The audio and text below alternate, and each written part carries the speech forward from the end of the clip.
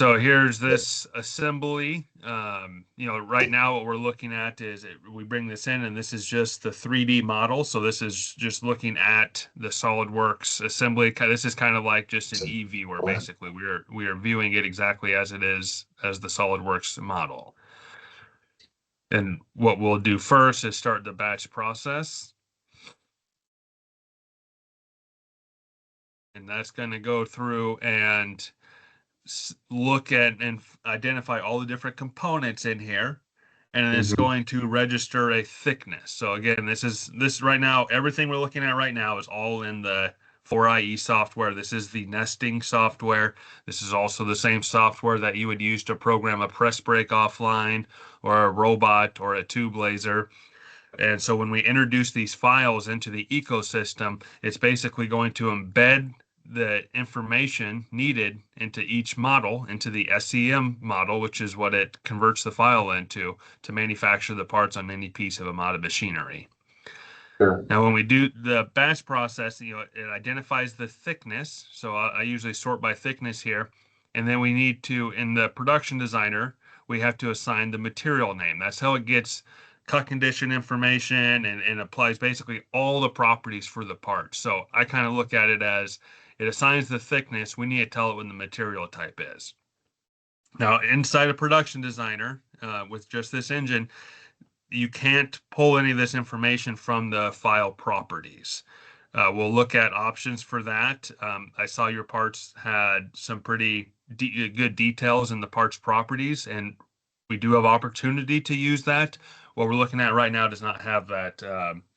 So we have to, you can select multiple parts at once here, but they all have to be the same thickness. So I can choose all of these 10 gauge components here at once and then assign a material name to it. Now those parts are ready. And then we've got these 3/16 components. I can select those and then assign the material name. Now, when it comes to the 1/4 inch, I don't know. I think this is the one. Most of these parts are okay, but some of them, I think there's like, this is a square tube. We don't want the square tube to process. So we have to skip those tube parts. So, I am going through these, not with a fine tooth comb, but at least taking a look in this viewer. And obviously you guys probably know your product line quite a bit better than I do. So you would possibly, be able to identify which parts are okay and not okay just by looking at the part number. So hold on a second, Colby. So that top deck is actually all diamond plate? Yeah.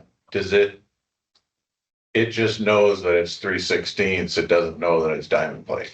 Correct. And I didn't notice quick enough, was it pulling any other 3/16s from the rest of them? Anything that was 3/16. Yeah, it was anything that was 3/16. That's again kind of where at least we would need to do something to be able to, when we're pulling it in, recognize it's different. Yeah. Or we just need to know in our, through looking at the actual lists there that it would, we would assign it a different material type for those people. Yeah, and what was Colby alluding to there, that like the base program doesn't look at those as many material properties as maybe an upgrade, or what?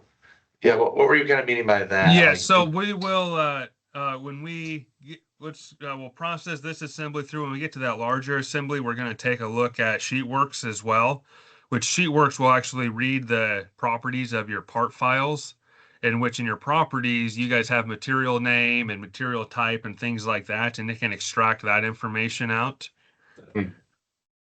Now, like with these, I don't know if your tread plate has a registered thickness value that's different, like 1875 versus 188 or 187 or 179 or something like that. But even like, let's say some of these were tread plate and some of them weren't, you can assign, see, I've got 3 different materials here. One of these, I created these names. I just use real basic names, material type, and then thickness, but you could have a name that just says tread plate.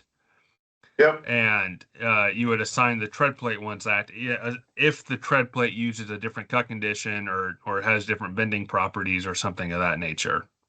Yeah. Is it possible, because we're already doing a process control within PDM? Mhm. Can it sort it by that already? So we're not even sorting through what doesn't need to be cut. That's part of why it's in there. Right.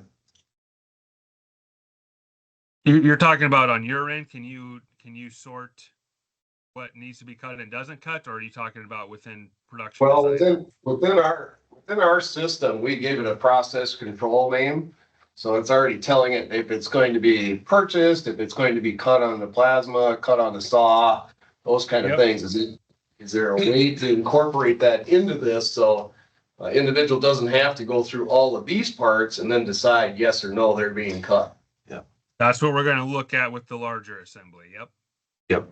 So yeah, we use PDM, which is common with SolidWorks, and we have our own data card that we have some of that information programmed into it. So we assign that when we're creating the parts. Yes. Yep. And that's in the parts properties. I saw that information, purchase parts and manufactured and plasma and things of that nature. Yep. Perfect.